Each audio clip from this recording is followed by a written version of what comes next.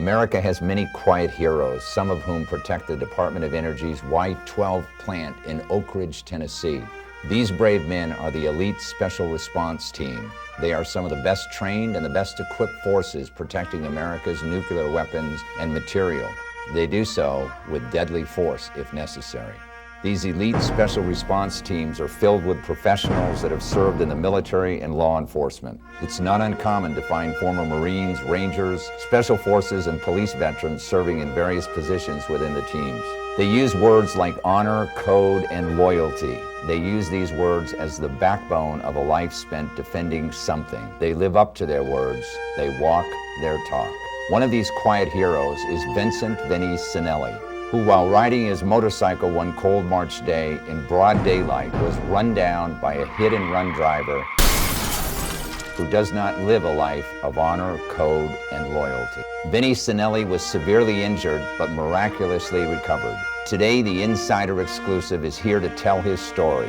It's the true story of the magnificent courage of Vinny Cinelli and how his lawyer, Bruce Fox, of the law firm of Fox and Farley in Clinton, Tennessee, got justice for Vinny. And because of Bruce's extraordinary success in the courtroom, he has earned the highest respect from citizens and lawyers alike as one of the best plaintiff trial lawyers in Tennessee and the nation. It is said that the true measure of any man is not how they stand in moments of comfort and convenience, but how they stand in moments of challenge and controversy.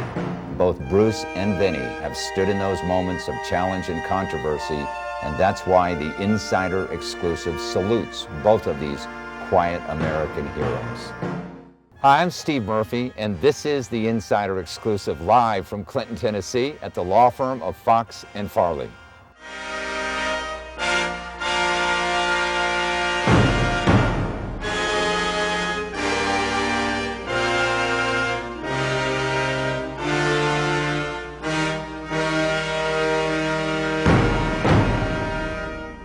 It is my great pleasure to introduce Bruce Fox of the law firm of Fox and Farley. Welcome to the show, Bruce. Steve, it's a pleasure to be here.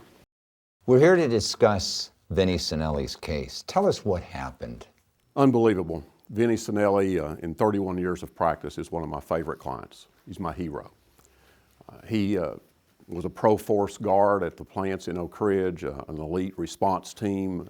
If there was a terrorist attempt on those plants or facilities here, he was on the team that would have responded.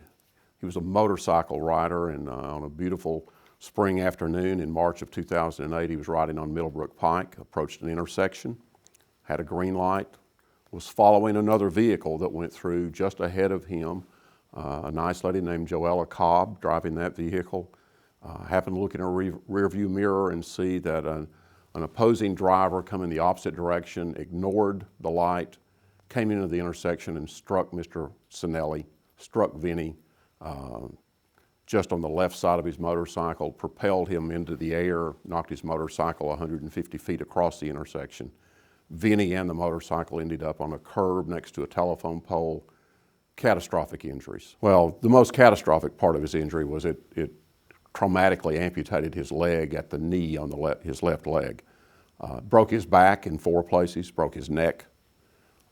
It really was touch and go there at the scene. He was lucky to have survived. I understand there are some interesting facts about the case. It was a hit-and-run driver case. That's correct. He, according to eyewitnesses, looked at Mr. Cinelli there on the street and calmly drove away. Fortunately, we have the video deposition of Howard Miller, who was the hit-and-run driver, with him pleading the fifth, denying any responsibility. Let's go to that right now. You pulled up there and had the green ball at the intersection. Well, here I think I have to take the fifth on this. Okay. Did you see Mr. Cinelli approaching on his motorcycle? No. Did you see any other traffic approaching the intersection of Van Osdale and Middlebrook, eastbound on Middlebrook? No. There was a large white sedan, white American sedan. Okay. Was it blocking your view? It was partially blocking my view. Okay. What did you do next? Well, I have to invoke the fifth. Do you know where the impact took place between your vehicle and Mr. Cinelli's vehicle? The impact was on the extreme left front point of my car at the parking lot. Do you know where relative to the eastbound lanes of Middlebrook the impact took place?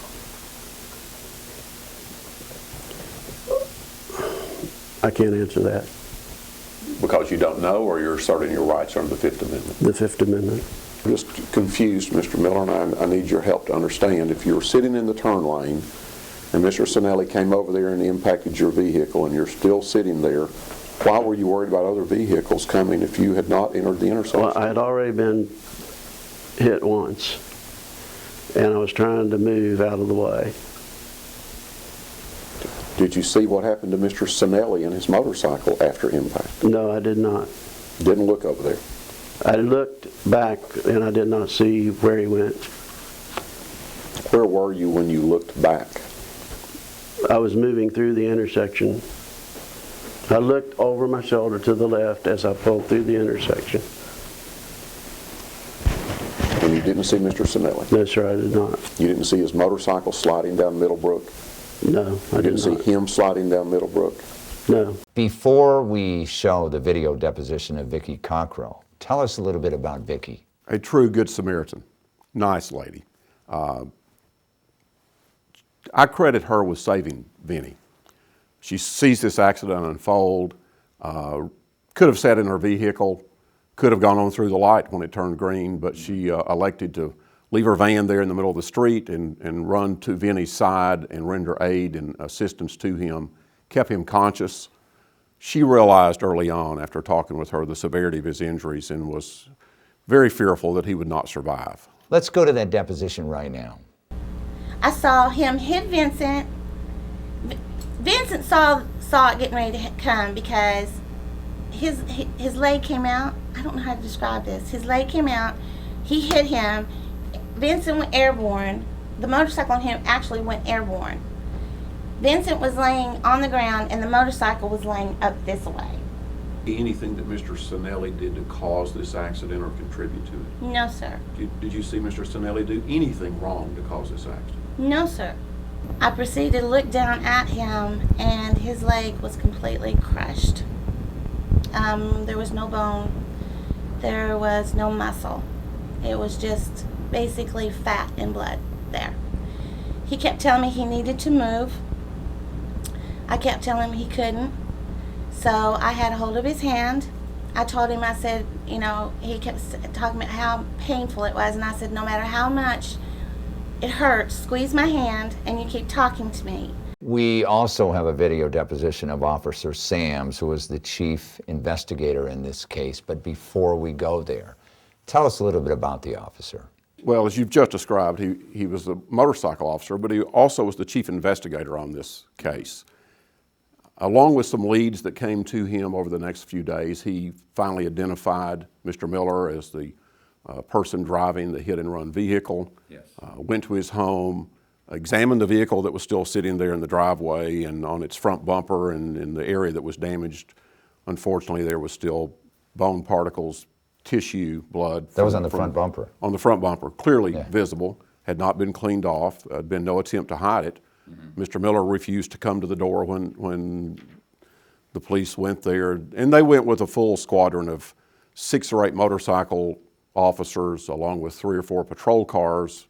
He wouldn't answer the door, would not respond, but ultimately they were able to arrest the man and charge him with this felony hit and run. Do you recall what he told the interviewer about how the accident happened? Yes, I think he was telling the interviewer that he was actually in his turn lane, that he hadn't even turned yet, but there was a truck there hiding his view, and he kept trying to pull out just a little bit so he could see around that truck, and supposedly the motorcycle come over and hit him in the front. Is that version of the accident consistent with what your investigation revealed? No, it is not. How does it differ from what your investigation revealed? Because if that was true, what he said, that impact would be straight on the front end to the right, this front end is on, this impact happened to the left of his vehicle. The damage is on the left of his vehicle where he was turning across the lanes of Middlebrook Pike. eastbound, striking the motorcycle and the left side of the motorcycle driver's left leg. What are the elements that stand out most in your mind about this case? What stood out the most in my mind was, number one, his resilience and his character. Of course, the eyewitnesses and the Good Samaritans and the care they had rendered, but Mr. Miller leaving the scene and in complete denial, as you saw in his deposition, that this was his fault, that he had any responsibility or culpability in this accident. It made it doubly difficult to investigate the case because there was an ongoing felony investigation and arrest, and the police officers were not allowed to disclose their investigative materials to me until I went to the Attorney General's office in Knoxville, and he kindly gave me permission to talk with the officers, instructed them to give me the material and help me pursue this case for Vinny. Let's go meet Vinny. We'll bring him on right now.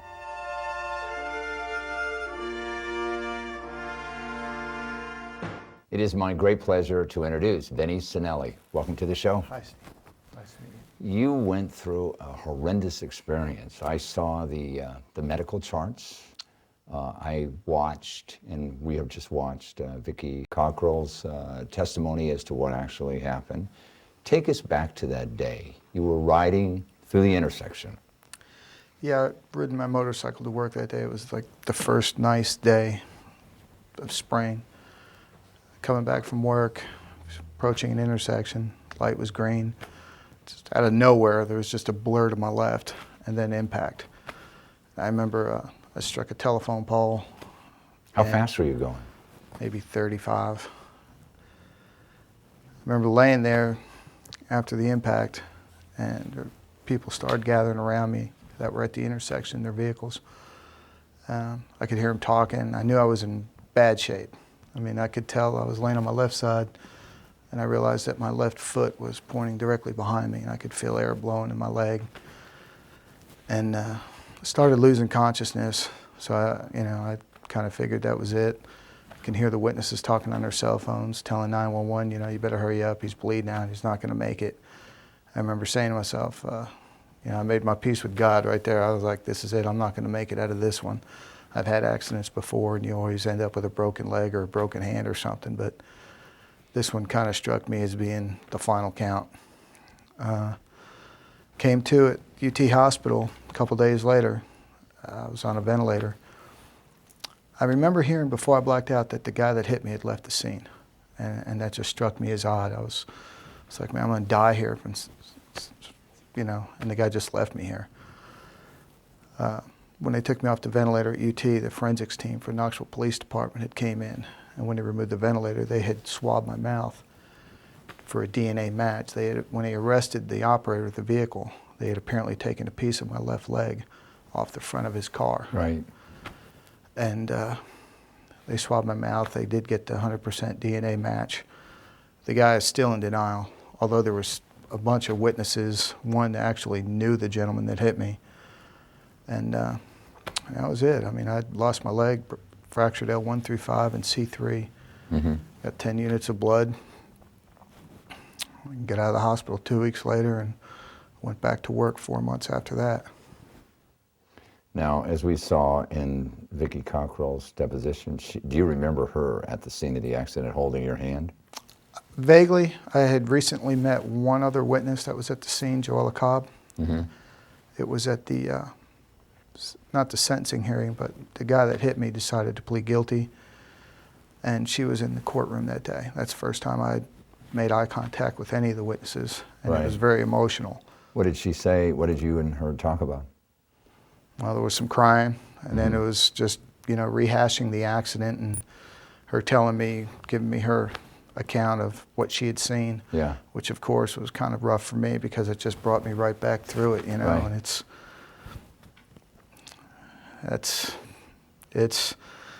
kind of hard to deal with. The hardest thing to deal with is the fact that the gentleman that did it is in total denial. He's Yeah. a 63-year-old man or thereabouts that has yet to learn responsibility for his actions, something that we normally learn early in life. This Yes. gentleman's yet to come face to face with. It would help me bring closure to it if he was to, in fact, just say, I'm sorry, it was an accident. and accidents do just happen. But when you leave an accident scene, you just turned it into a criminal act. Right. And, you know, it's just, that's what I'm dealing with right now. And the amazing thing, you told me before the show that when you went to the sentencing hearing, you were all prepared to do what? I was hoping they had upgraded this charge from a misdemeanor to a Class C felony in the state of Tennessee, reckless endangerment.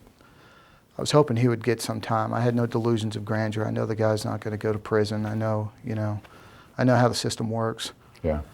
I just wanted to see justice be done. And I got to the courtroom and they told me they had reached an agreement. He was going to get probation for his plea of guilty. And I thought that was absurd and that wasn't going to work. I requested to speak to the assistant district attorney for Knoxville, telling him I wished to speak to the judge. Mm-hmm. The judge allowed me to speak in open court. I showed her my leg with Mr. Miller seated right beside me. Not to indicate Bruce Fox as Mr. Miller. I know I reached that way. This is my attorney. Yeah. Mr. Miller was beside me in the courtroom, and I just told the judge that he's admitting his guilt based on this probation agreement. Right. Who wouldn't? Sure. You know, each day I have to live with the results of his negligence, and I will have to live with that results for the rest of my life. I'm an amputee now, and that's the reality of it all. I've had to learn how to pick up the pieces and carry on.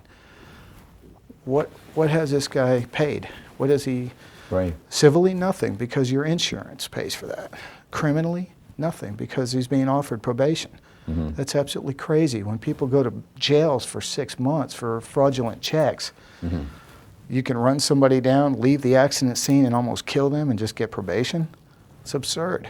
So I'm pushing that issue right now, and the judge is listening to it, and she's postponed sentencing. Right. You also mentioned that had he said to you, the night before the court date, which was a Sunday night, court was the following Monday, I told myself I would bring closure to this entire incident tomorrow if he just offers his hand, says, "I'm sorry, I made a mistake, please forgive me." And that would have done it. But he's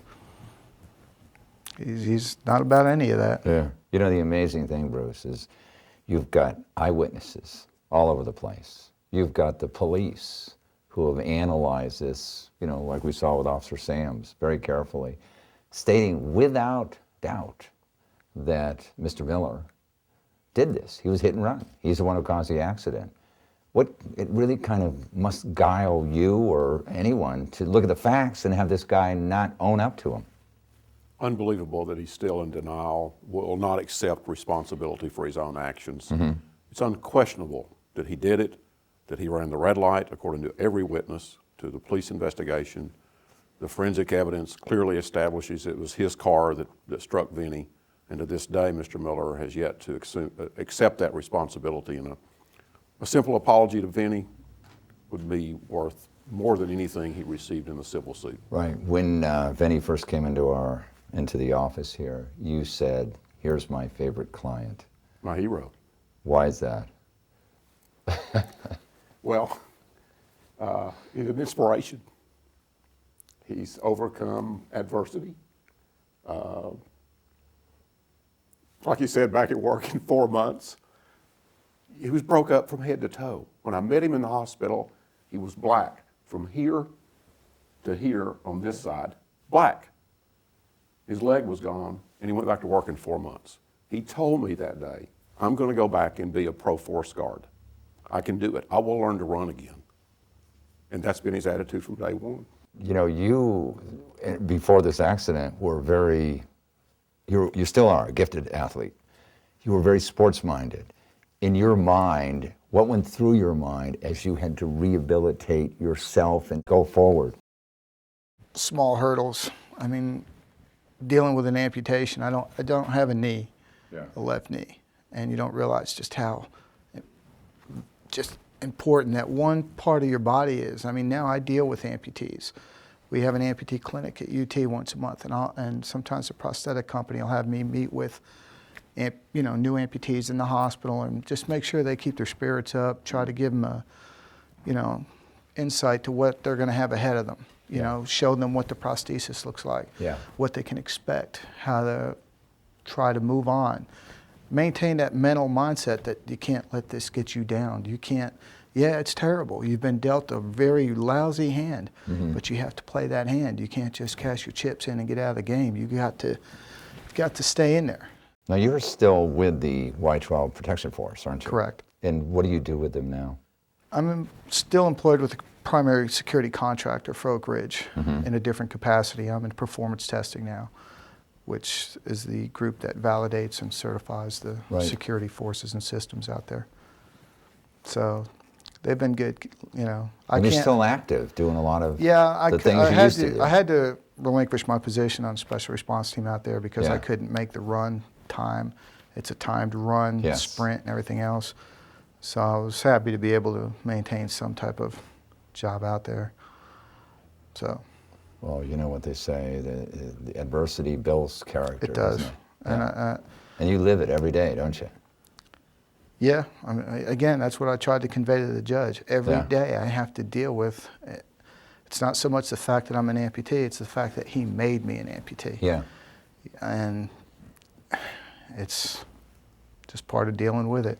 We're going to bring on a couple of your co-workers and friends here in a minute, and they can tell what an inspiration that you are to them and to everybody, and we're going to do that right now.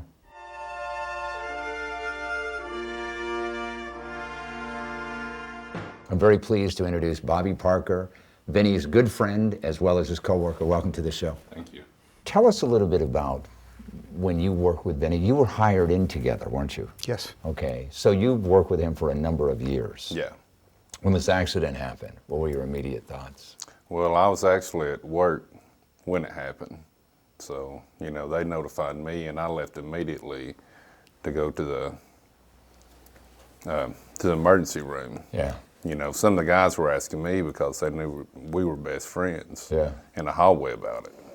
You know, did he really lose his leg? I'm thinking, you know, when you work with 400 people, you know, it's easy for rumors to get started very easily. And I'm like, no. And then our chief calls me in there, and he's like, you need to go now. So that's when I went and found out about it. I've said, you know, 100 times, if something like that did happen to me, I'd hope I would have the drive that he's got to come back from it like he has. And at work now, it's kind of inspirational, isn't it? Yeah, I mean, a lot of people look up to him. That's good. That's good. Well, listen, he's shaking his head over there. Well, I want to thank you very much for coming on the show. And thanks for your contribution, and thanks for being his friend.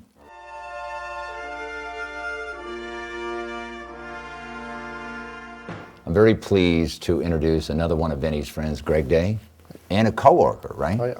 You came in about the same time, 8 years ago at Y-12, right? Correct. And tell us your thoughts when you found out that Vinny had had this horrible accident. Well, at first, because we played mean jokes on each other. And at first, I thought it was a joke. One of our supervisors from work had called and told me, and I hung up the phone at first. I told my wife. They told those kind of jokes at work? Well, we do. Beyond it. We've done some bad stuff probably. Yeah. But you know, I tell my wife, you know what he just told me, and then it hit me. I had to call him back and ask him. I said, look, if this is a joke, you know, I need to stop. And from then on, it was hard. It was tough. It's like he's like a brother, and you know, get news like that, and Right. it's As he's recovered, come back to work, he serves kind of as an inspiration to everybody, doesn't he? oh yeah. Doesn't give up, right? No, that's one thing he won't do. If you could say one thing to people who have recently suffered the same kind of disability as you, what is the one thing that you would recommend to push them forward? Better things lie ahead. I mean, you're in a low spot right now. So think about it. It's not going to get any lower. Yeah, there's better stuff beyond that. So just pick yourself up and keep going. I mean, You know, you've got to keep going on. You can't take what you've got at that particular moment and just cash your chips in thinking that's it, man, life is over. It's not over, you're still alive. Right. Worst case scenario, you could be dead. You're not. So don't act like you are. I mean, just get up and move on. Live your life. Absolutely. Okay, good. Well, I want to thank you very much for being on the program and coming here. And Vinny, I want to thank you very much because you're a hero to all of us. Thank you. Thank you.